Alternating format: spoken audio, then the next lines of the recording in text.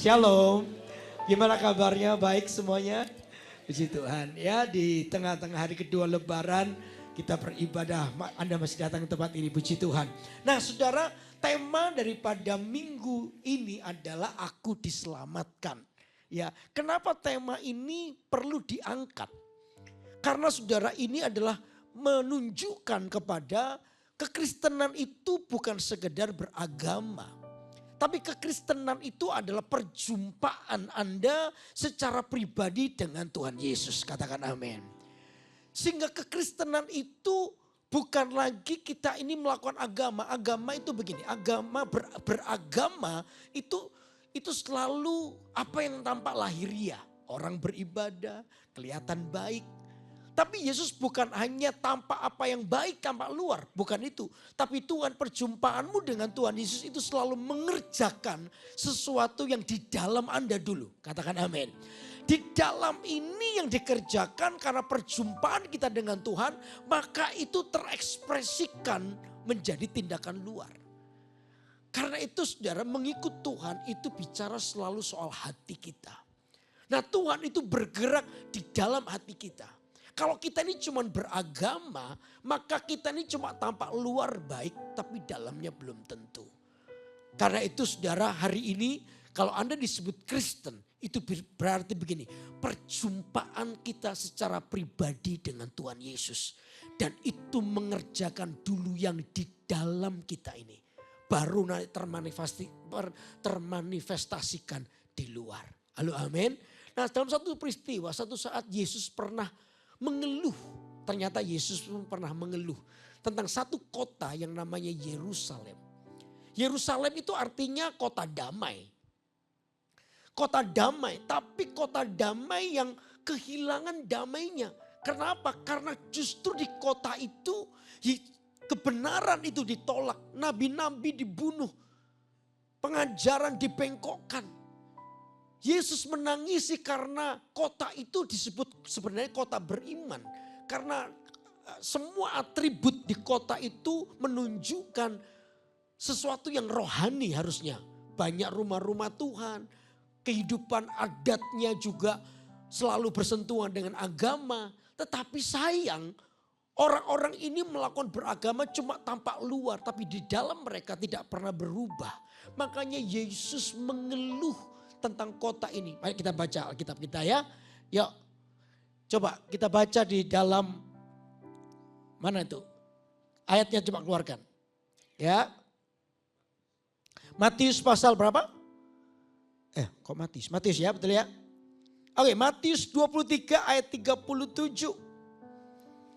Matius 23 ayat 37 kita akan baca bersama-sama ya. Oke, yang sudah ketemu katakan amin.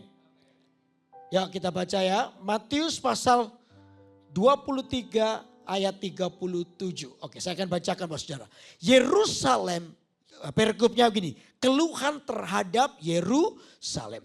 Yerusalem, Yerusalem, engkau yang membunuh nabi-nabi dan melempari dengan batu orang-orang yang diutus kepadamu.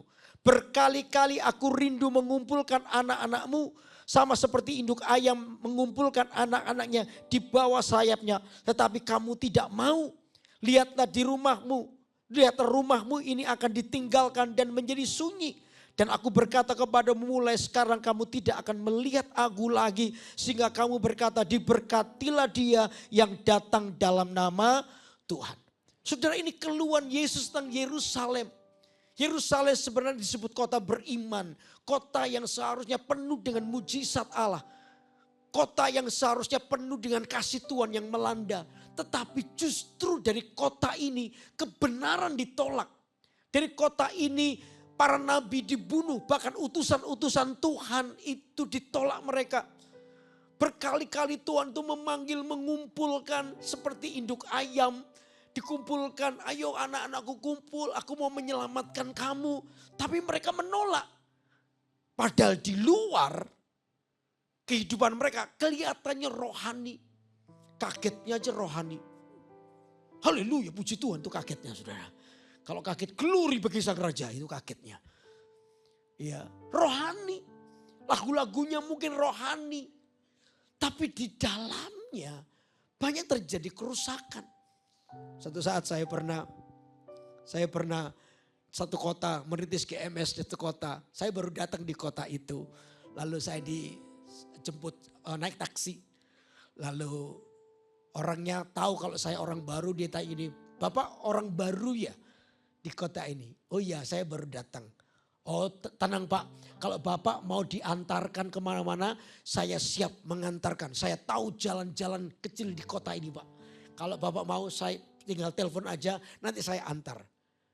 Ini jiwanya penginjilan. Begitu dia tahu jalan-jalan, saya langsung tanya, "Oke ya Pak, Bapak tahu jalan ke surga enggak?" Dia kaget. "Bapak Kristen ya?" "Iya, saya pendeta." "Oh, saya juga Kristen Pak." "Oh ya puji Tuhan ya." "Iya Pak, saya ini tersesat Pak. Saya suka tinggal dalam dosa. Tapi saya banyak berdoa loh Pak. Saya masih berdoa loh. Tapi saya sering mabuk-mabukan." Saya bilang gini, "Bapak berdoa tapi tetap mabuk-mabukan, Bapak tetap masuk neraka." Saya bilang. Kebenaran tidak bisa dikompromikan. Tampak luar itu baik. Tapi di dalamnya gak pernah mengakui Yesus sebagai Tuhan. Makanya kata aku diselamatkan itu adalah perjumpaan pribadimu dengan Tuhan. Katakan amin. Bukan sekedar Kristen, tetapi ada sebuah perjumpaan yang mengubah di dalam. Mengubah di dalam kita ini loh. Dan itu yang termanifestasikan di luar. Sehingga yang di dalam dulu digerakkan karena perjumpaan. Maka hidup kita itu mengalami perubahan. Itu esensi daripada kekristenan. Makanya bukan sekedar ketika Yerusalem disebut kota damai, tapi kota ini sudah kehilangan damainya. Damai yang datang daripada Tuhan. Kota ini menolaknya. Makanya kekristenan itu bukan sekedar status. Tapi kekristenan itu bicara soal kehidupan di dalamnya. Masih ingat suatu perumpamaan? Yesus memberikan perumpamaan 10 gadis bijaksana dan 5 gadis bijaksana dan 5 gadis bodoh. Yuk kita baca ayat ini ya. Matius 25 coba. Matius pasal 25 ayat yang pertama. Yuk kita baca ya.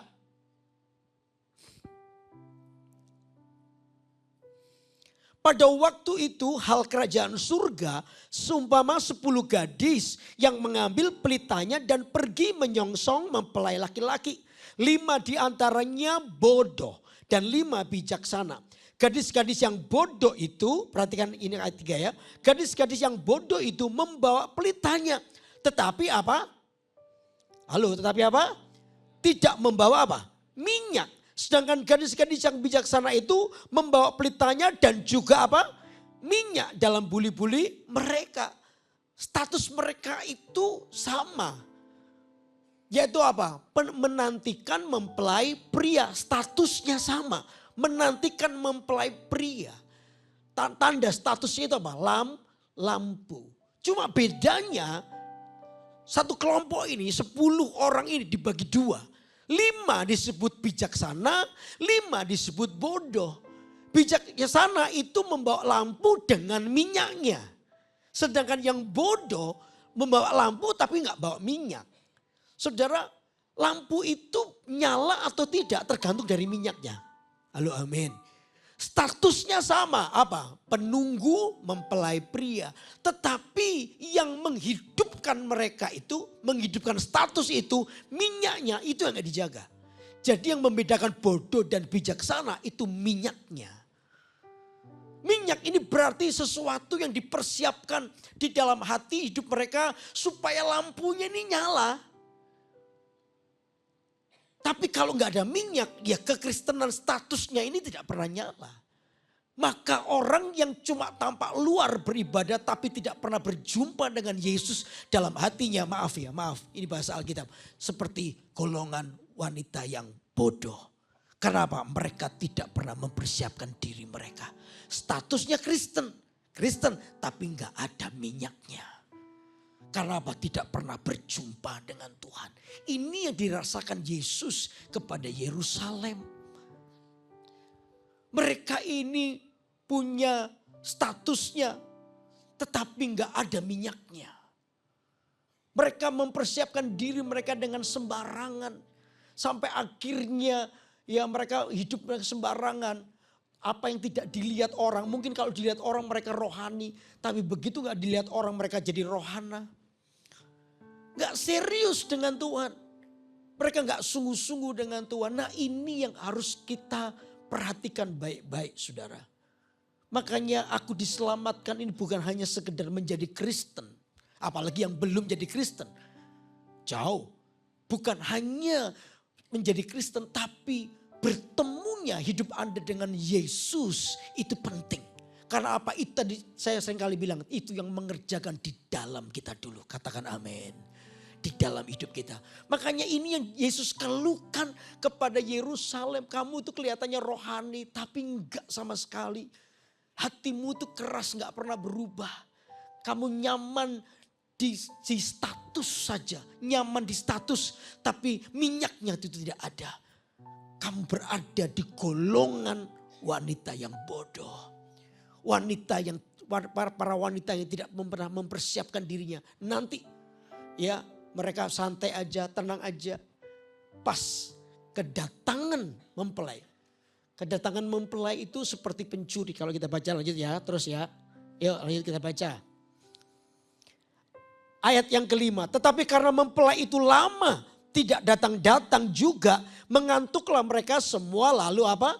Tertidur. Nah lihat ya, mempelai. Kata Alkitab, kedatangan Tuhan itu seperti pencuri. Tuhan bukan pencuri, bukan. Tapi seperti pencuri. Pencuri kalau datang ke rumah Anda kan gak pamitan, betul gak?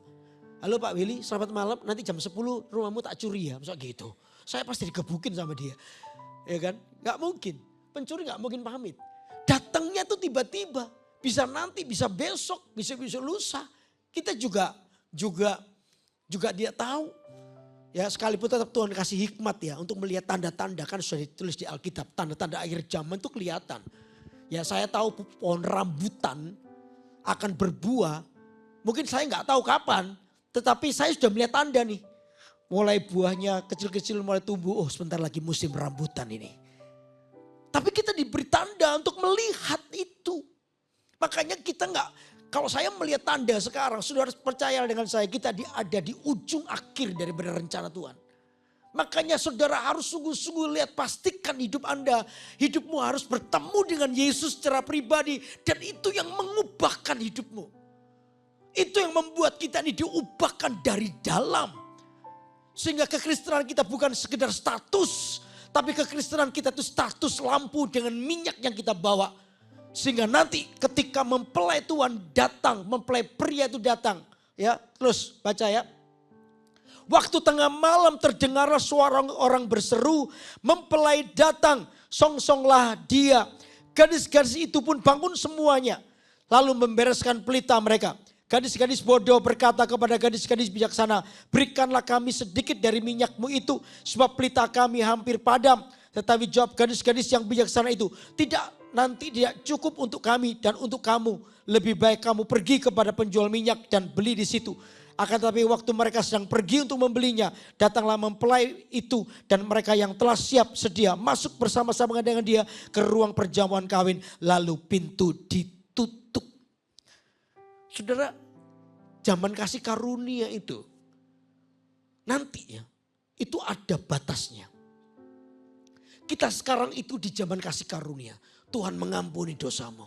Apapun yang kau lakukan ketika kau datang dengan kerendahan hatimu, Tuhan mengampuni. Tapi nanti ya, seperti kitab Wahyu ketika pintu anugerah itu ditutup. Orang doa pun sudah tidak didengar lagi. Saat itu adalah waktu yang paling lambat buat Anda. Seperti 10 atau 5 gadis yang bodoh ini ketika mereka tidak pernah siap. Ketika di zaman kasih karunia mereka mempermainkan hidup mereka. Mereka tidak mau diselamatkan. Mereka akunikan Kristen sudahlah dengan status, bangga dengan status. Tapi ketika tiba-tiba Tuhan datang mereka sudah gak siap. Yang bodoh ini bagi dong sudah gak ada waktu lagi. Berita Injil sudah selesai disampaikan, sudah habis. Waktu untuk diselamatkan itu sudah selesai. Oh kita rasanya langsung mau lari, mau cepat, mau beli apa. 5 gadis bodoh itu tertinggal, tertutup. Saya cuma bilang dengan Anda, kasih karunia Tuhan itu besar, katakan amin. Tapi lihat ya, pada saatnya nanti kasih karunia akan selesai. Di mana manusia tidak lagi bisa berdoa pun tidak didengar. Karena apa? Karena waktunya sudah selesai. Karena itu saudara jangan menunda. Menunda itu berarti memberontak secara serius. Penundaan untuk sebuah ketaatan itu adalah pemberontakan serius kepada Tuhan. Kalau Anda menunda untuk taat, menunda untuk didamaikan oleh Tuhan. Mungkin ada hati-hati yang hari ini pahit. Anda lebih suka tinggal dalam kemarahanmu, tinggal dalam dendammu daripada melepaskan pengampunan. Kalau Anda biarkan itu terus, maka itu seperti racun yang akan membawamu, menyeretmu ke dalam kegelapan. Perjumpaan dengan Tuhan kau tolak. Demi apa? Dendam. Demi tidak bisa mengampuni. Demi kemarahan. Atau lebih demi kesenangan hidup. Anda lebih memilih untuk itu daripada didamaikan dengan Tuhan. Padahal waktu itu masih ada. Tapi nanti kalau Anda terus menolaknya. Perjumpaan dengan Tuhan itu. Menolaknya. Maka waktu itu akan selesai. Wanita bodoh ini mereka lari. Beli minyak tapi sudah gak keburu, ditutup habis. Dan 5 gadis yang bijaksana tidak bisa menolongnya. Selesai. Karena itu kekristenan harus bicara soal perjumpaanmu dengan Tuhan Yesus secara pribadi. Katakan amin. Itu yang mengubah hidupmu. Perjumpaan itu memberikan sebuah kekuatan untuk apa? Untuk Anda hidup benar. Hidup dalam kebenaran itu tidak mudah. Anda butuh kekuatan Tuhan. Untuk menolak dosa, berkata tidak kepada dosa. Karena dosa itu yang membawa Anda kepada maut. Makanya itu poin yang kedua, coba ayat yang ke berapa itu? Kembali ke tadi ya, ke Matius pasal 23 tadi. Ayat 38. Lihatlah rumahmu ini akan apa? Yuk kita baca sama-sama ya. Matius 23 ayat 38, lihatlah. Rumahmu ini akan apa? Ditinggalkan dan menjadi sunyi. Lihat ya, kalau kamu dalam waktu kasih karunia itu tidak mau diperdamaikan dengan Tuhan. Tidak mau terima Yesus sekalipun, ada Kristen sekalipun. Kekristenan itu bukan sekedar agama turunan, bukan. Saya Kristen karena engkong saya Kristen. Gak gitu. Ya, anak saya Kristen otomatis karena saya Kristen. Gak gitu. Kekristenan itu perjumpaan sendiri-sendiri Anda dengan Tuhan. Halo amin. Bukan ostos-mastis. Apa? Kebanyakan S ya. Otomatis. Bukan. Tapi itu menjadi sebuah keputusan pribadi. Amin saudara. Keputusan pribadi Anda dengan Tuhan. Kalau tidak maka Alkitab bilang kamu akan ditinggalkan. Dosa itu akan membuat kita tuh kayak ditinggalkan oleh Tuhan. Bukan Tuhan meninggalkan kita, enggak. Tapi kita yang menjauh dari Tuhan. Dosa itu ya akan membawa Anda kepada yang namanya kegelapan. Coba buka di Matius pasal 3 ayat 18. Yohanes pasal 3 ayat 18. Yohanes pasal 3 ayat 18. Lihat ya. Kata-katanya, Yohanes 3 ayat 18, barang siapa percaya kepadanya, ia tidak akan apa? Dihukum. Barang siapa tidak percaya, ia telah berada di bawah hukuman. Sebab ia tidak percaya dalam nama anak tunggal Allah. Perhatikan baik-baik. Kata tidak percaya dan percaya itu bicara soal perjumpaan. Sekalipun Anda Kristen ya, Anda percaya. Tapi ketika tindakan kita tidak menunjukkan kepercayaan, itu sama seperti tadi Yerusalem. Luarnya kelihatannya bagus, tapi ke gereja tapi hidupnya gak pernah berubah. Ya segini-gini aja, dosa kita lakukan terus. Ya itu sama dengan tidak percaya. Kalau kita tidak percaya, maka kita itu meletakkan diri kita kepada hukuman. Saya pernah khotbah di sini, kasih Tuhan dalam hidup kita, kasih setia Tuhan. Dalam bahasa aslinya itu disebut hesed. Hesed itu artinya ini, kasih yang karena komitmen. Tuhan itu berkomitmen mengasihi kita. Amin. Bukan karena performa. Kalau performa kita lagi baik ya puji Tuhan. Tapi kalau performa kita lagi buruk, Tuhan tetap mengasihi kita. Dia tidak pernah membuang Anda, katakan amin. Cuma masalahnya adalah tergantung kita. Seperti tadi di Lukas pasal berapa tadi anaknya hilang itu Lukas berapa tadi? 15. Lukas 15 ayat 16 sebelahnya kalau Anda baca. Itu anak yang bungsu itu menyadari keadaannya. Ini penting, itu bagian anak bungsu bukan bagian bapaknya. Menyadari keadaannya lalu dia bangkit dan pulang ke rumah bapak. Itu bagian anak bungsu. Jadi bagian kita adalah menyadari keadaan kita lalu bangkit kembali kepada Yesus, berjumpa dengan Tuhan. Itu bagian kita. Bagian Tuhan adalah tetap mengasihimu. Katakan amin. Halo amin. Jadi yang seringkali membuat Tuhan tidak mengasihimu, yang membuat Tuhan tidak bisa mengasihimu adalah ini. Kita ini gak mau bangkit.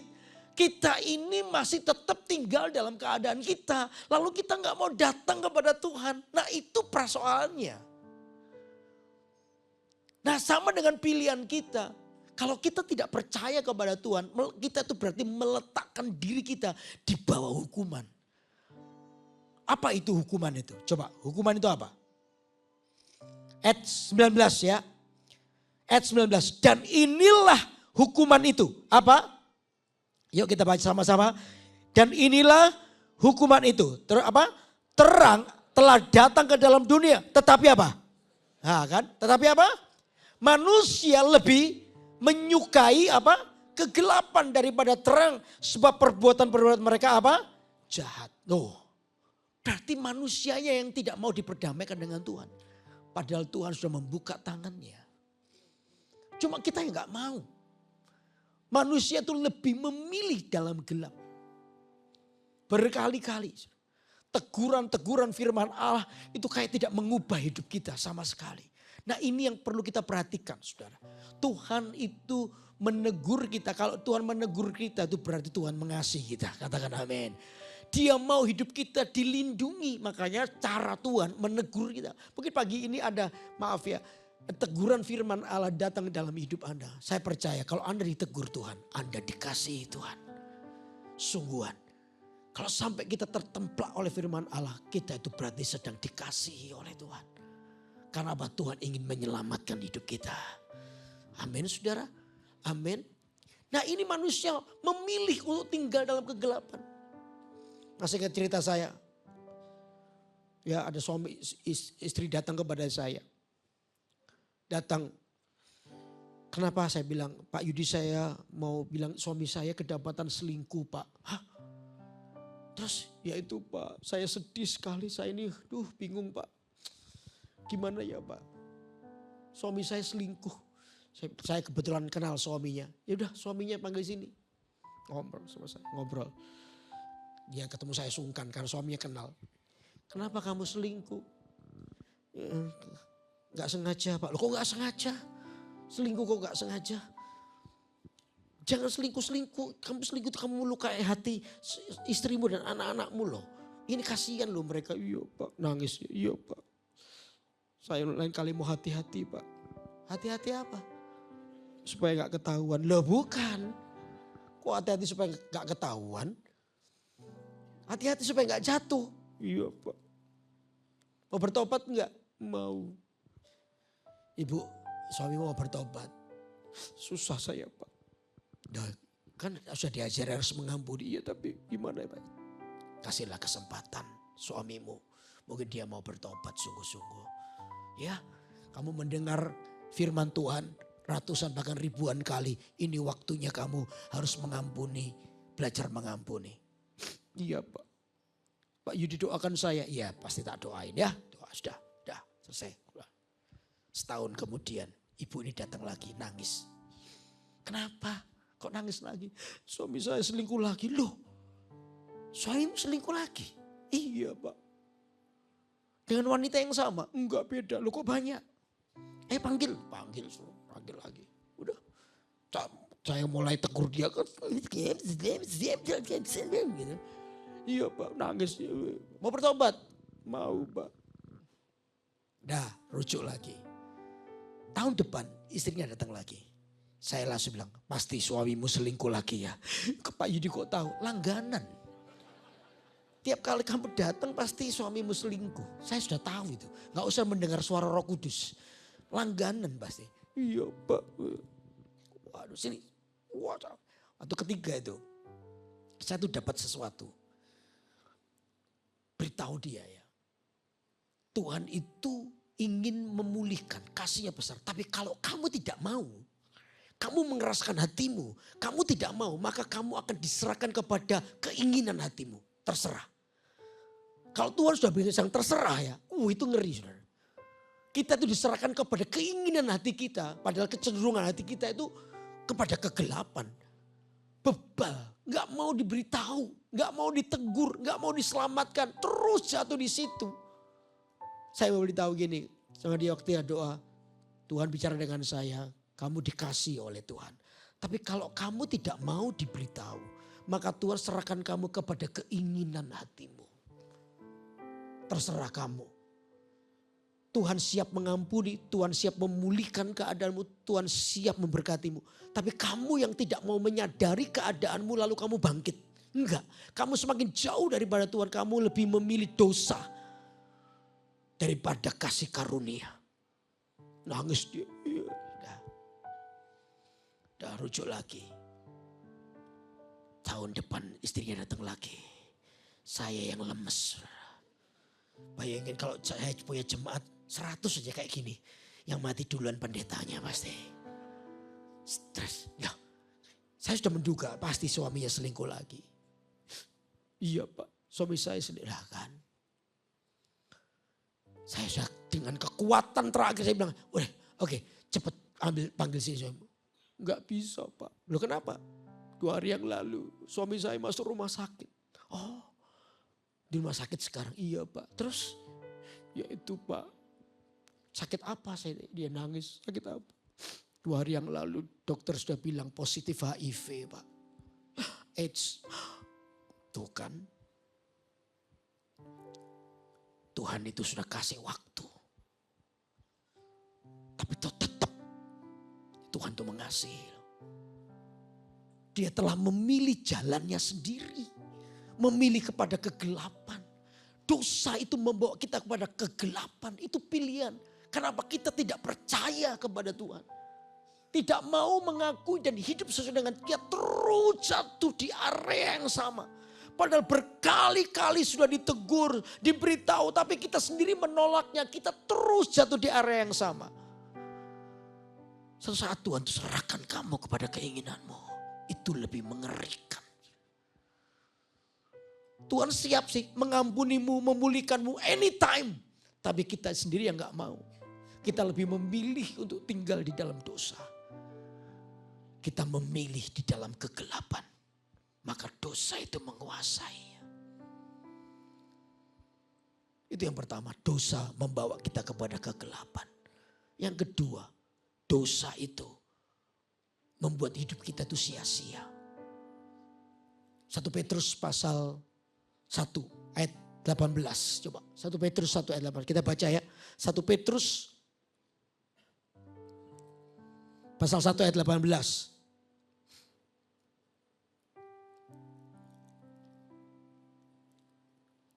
Ayat 18. Sebab kamu tahu bahwa kamu telah ditebus dari apa? Cara hidupmu yang sia-sia yang kamu warisi dari nenek moyangmu itu. Bukan dengan barang yang fana, bukan pula dengan perak atau emas. Melainkan dengan darah yang mahal yaitu darah Kristus. Sama seperti darah anak domba yang tak bernoda dan tak bercacat. Kamu ini telah ditebus dari cara hidup yang sia-sia. Ditinggalkan, sunyi itu begitu kita mengagungkan dosa. Tadi yang pertama kita tinggal dalam kegelapan. Yang kedua dosa itu membuat hidup kita tuh sia-sia. Sia-sia itu apa ya? Sia-sia itu berarti tidak sesuai dengan tujuan. Itu sia-sia. Kapan ini iPad berubah jadi telenan ketika istri saya bikin rawon? Ya, ini iPad adalah tempat catatan khotbah saya, jadwal pelayanan saya itu ada di iPad saya ini. Jadi ini separuh hidup saya ada di sini. Ya, kalau ini diambil Pak Henry, saya kehilangan separuh hidup saya. Enggak. Ya, jadi iPad ini gunanya adalah untuk catatan khotbah saya, lalu jadwal harian saya. Ada di sini nih, ada di sini. Gunanya untuk itu. Nah tiba-tiba satu hari istri saya mau masak rawon, telenannya nggak ada. Ya udah pakai iPadku aja. Begitu ini jadi telenan langsung jadi sia-sia iPad ini. Karena apa? Tidak sesuai dengan tujuan. Handphone ini juga. Handphone saya ini canggih loh. Ini bisa buka gerbang rumah saya loh, bisa loh. Bisa bergerbang, bisa. Halo, nih aku datang. Nah itu langsung gerbang dibuka itu langsung. Ya, itu gunanya handphone, ini remote saya. Itu gunanya. Tapi ini sia-sia ketika dibuat ganjel pintu itu, saudara. Tidak sesuai dengan tujuan. Tahu gak tujuan hidup Anda itu apa? Kata Alkitab, tujuan hidup kita itu memuliakan Tuhan. Sesuatu yang tidak memuliakan Tuhan itu bukan tujuan hidupmu. Nah disitulah dosa membawa Anda kepada kesia-siaan. Tidak sesuai dengan tujuan dan ujung daripada kesia-siaan itu adalah kebinasaan. Kita tidak mau masuk di dalam rencana Allah, malah kita mengerjakan sesuatu yang sia-sia. Nah dosa, hamartia, itu bahasa asli hamartia, itu berarti tidak sesuai dengan sasaran. Tidak sesuai dengan tujuan. Hidup kita kalau tidak sesuai dengan tujuan, nah disitulah dosa diagungkan. Di ujung kesia-siaan itulah maut menanti kita. Nah dosa itu membawa itu. Ini yang disebut ditinggal sunyi. Karena apa? Dosa itu berlaku. Dosa itu berkuasa atas hidup kita. Ada banyak hal. Yang pertama tadi tinggal dalam kegelapan. Yang kedua hidup sia-sia. Ketika ini yang paling parah. Kehilangan kemuliaan Tuhan. Roma 3 ayat 23. Coba Roma 3 ayat 23. Kita baca sama-sama. Ayo. Kita baca sama-sama ya 2, 3. Karena semua orang telah berbuat dosa dan apa? Kehilangan kemuliaan Allah. Dosa itu membuat kita tuh kehilangan kemuliaan. Arti kemuliaan Allah dalam diri kita itu apa sih? Penyertaan Tuhan. Kemuliaan itu nggak kelihatan. Tapi kemuliaan itu bekerja di dalam hidup kita. Ya, kemuliaan itu mendatangkan namanya kasih karunia. Sesuatu yang harusnya menimpa kita nih. Aduh tapi gak jadi. Mungkin yang lain kena kita kok enggak ya. Itu namanya Anda tinggal dalam kasih karunia. Kemuliaan Tuhan itu bentuk penyertaan Tuhan dalam hidup kita. Kelihatan nggak kelihatan tapi selalu Anda dibela gitu. Ada aja. Itu kemuliaan Tuhan. Dan kemuliaan Tuhan itu sebenarnya diberikan kepada Anda dan saya. Tapi karena dosa itu, maka itu yang menyingkirkan kemuliaan Tuhan. Kehilangan kemuliaan Tuhan. Saudara, Anda mau disertai Tuhan? Halo amin. Penyertaan Tuhan itulah kemuliaan Tuhan yang dinyatakan dalam hidup Anda. Itu bisa hilang karena apa? Dosamu.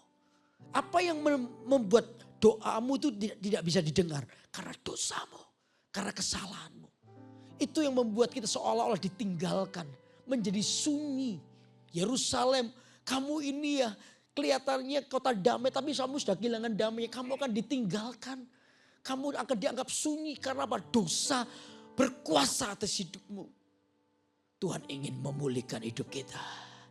Katakan amin. Lalu yang ketiga apa? Kembali. Yang ketiga.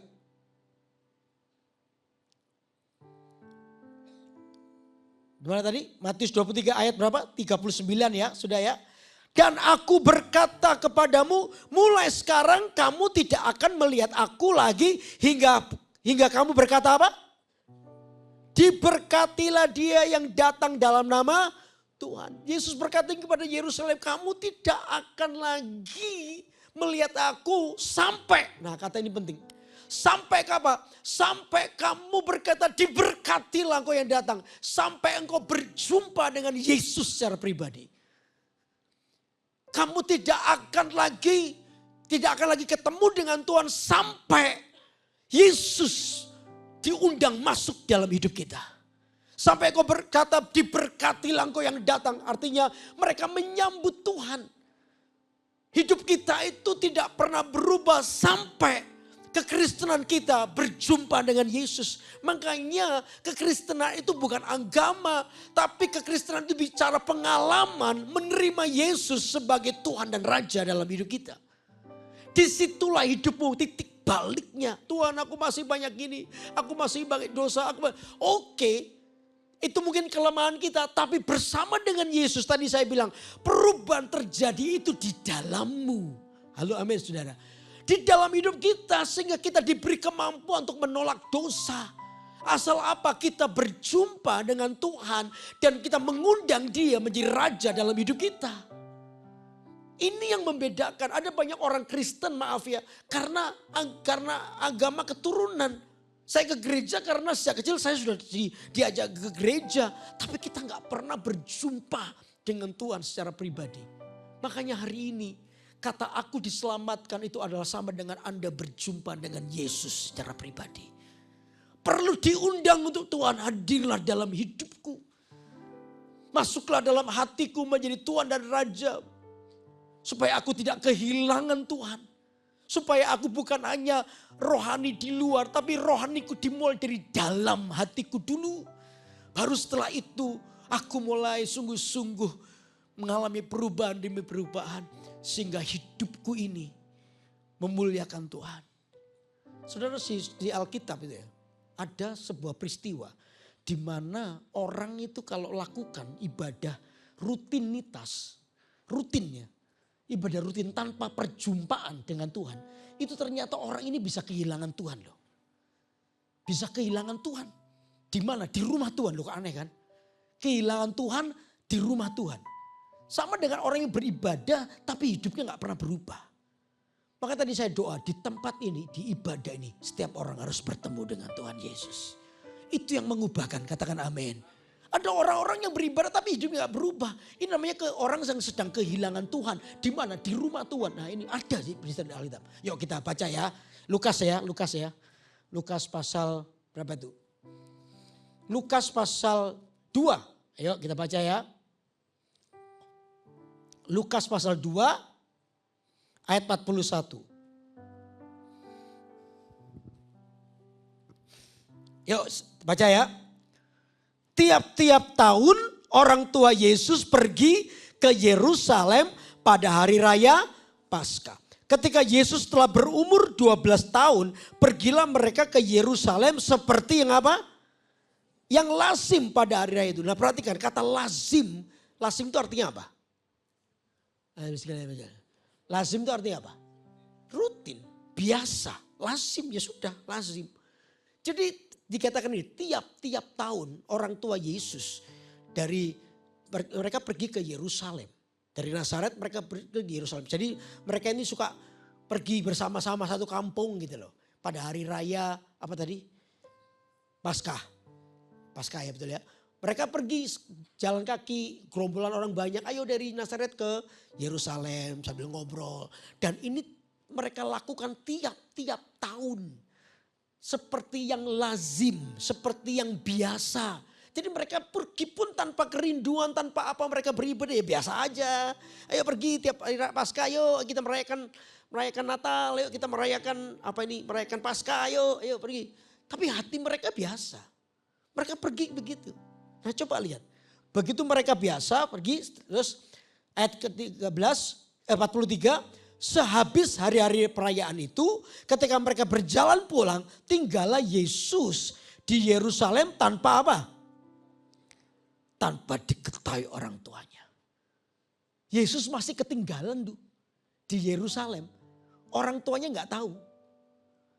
Karena mereka, nah perhatikan baik-baik. Karena mereka menyangka, perhatikan kata menyangka itu. Mereka menyangka bahwa ia ada di antara orang-orang seperjalanan mereka. Berjalanlah mereka sehari perjalanan jauhnya lalu mencari dia di antara kaum keluarga dan kenalan mereka. Lihat, mereka di antara mereka berjalan sehari perjalanan jauhnya. Jadi mereka itu pulang, selesai ya. Mereka pulang itu tanpa sadar bahwa Yesus tidak bersama dengan mereka. Udah mereka pulang aja. Pulang. Sehari perjalanan, kata sehari itu di dalam bahasa Alkitab, sehari itu pagi sampai siang. Itu sehari. Sore sampai malam itu sehari dan semalam. Tapi kalau kata sehari perjalanan berarti sampai sorean jam 3 lah. Jadi mereka itu taruhlah pulang jam 8 pagi atau jam 10 pagi ya. Berapa jam gitu jalan. Gak tahu kalau Yesus sudah tidak bersama dengan mereka. Baru mereka sadar, loh mana Yesus? Mereka cari di antara sanak saudaranya, mana Yesus? Gak ada. Suster yang mas juga. Mana sus? Yesus mana? Gak ada. Mereka baru sadar. Ternyata mereka itu menyangka, nah kata menyangka ini penting. Mereka menyangka bahwa Yesus bersama dengan mereka. Kalau Anda ke gereja Anda sangka Anda masih beribadah. Tapi kalau hidupmu tidak pernah berubah Anda sedang kehilangan Tuhan di hidupmu. Jangan disangka aku sudah ke gereja. Belum cukup saudara. Tuhan tuh mau Anda mengalami perjumpaan dengan Tuhan Yesus secara pribadi. Itu yang mengubah hidupmu. Katakan amin. Orang tua Yesus itu menyangka Yesus bersama dengan mereka, padahal sudah enggak. Mereka pulang dari Yerusalem, mereka jalan, mereka menyangka Yesus bersama dengan mereka, padahal sudah enggak. Baru 3-4 jam perjalanan mereka sadar, loh Yesus gak ada. Baru mereka balik lagi. Saudara, orang yang cuma status Kristen tapi tidak pernah berubah akan mengalami ini. Kehilangan Tuhan, bahkan yang paling parah. Kehilangan Tuhan di rumah Tuhan. Ibadah kita harus berubah. Katakan amin. Perubahan itu dari dalam hatimu. Makanya perlu sekali lagi engkau terima Yesus dalam hidupmu. Untuk supaya hidupmu diatur oleh Tuhan. Sehingga kasih-Nya yang besar. Dia menebus hidup kita. Supaya hidupmu dan hidupku diselamatkan oleh Tuhan. Perlu terus mengundang Dia di dalam hidup kita. Izinkan Tuhan bergerak. Tuhan, aku di area ini aku lemah. Di area ini aku lemah Tuhan. Tapi aku bawa di hadapan-Mu. Percayalah Tuhan take over hidupmu. Tuhan akan berikan kekuatan. Dan Anda bisa dimampukan untuk berjalan dalam pertumbuhan. Sehingga ketika Anda melihat ke belakang dulu ya. Kalau aku gini, aku suka marah. Aku gampang tersinggung. Sekarang kok enggak ya? Sekarang kok santai aja ya? Dulu kalau begini aku dendam, aku pasti balas. Tapi sekarang kok enggak ya? Taulah Tuhan merubah hatimu. Karena apa? Perjumpaanmu dengan Tuhan. Jangan sampai kehilangan Tuhan. Bahkan di rumah Tuhan. Ayo 3 poin keluarkan tadi. Aku diselamatkan, kota damai. Yerusalem disebut kota damai yang kehilangan damainya. Kedua, kehidupan yang sunyi dan ditinggalkan karena dosa menguasai. Dosa tidak menguasai kita 3 hal. Berada di dalam apa? Kegelapan. Yang kedua apa? Hidup kita sia-sia. Yang ketiga apa tadi? Sia-sia. Apa tadi? Kehilangan kemuliaan Tuhan. Saya sendiri lupa sebenarnya. Yang ketiga, tidak dapat melihat apa? Tuhan. Karena hidup kita terus berada di dalam dosa dan kesalahan. Ayo, saya mau beritahu kita semua. Kalau saya berkhotbah begini, itu juga selalu mengingatkan saya. Berapi-apilah dengan Tuhan sampai selamanya. Izinkan pertemuanmu dengan Tuhan Yesus itu selalu mengubah hidupmu. Hari ini. Saya mau berdoa buat saudara. Izinkan saya berdoa. Kalau firman Allah ini menemplak hidup Anda. Ayo semua jadi rendah hati. Maulah Tuhan koreksilah hatiku.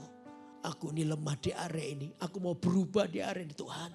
Aku perlu Yesus. Apalagi ada orang-orang yang mungkin belum diselamatkan. Berkata Tuhan selamatkan aku. Aku mau menerima Yesus sebagai Tuhan dalam hidupku. Saya percaya Tuhan mau menerimanya. Sebab Dia mengasihi Anda. Beri tepuk tangan buat Allah yang besar. Mari kita bangkit berdiri sama-sama.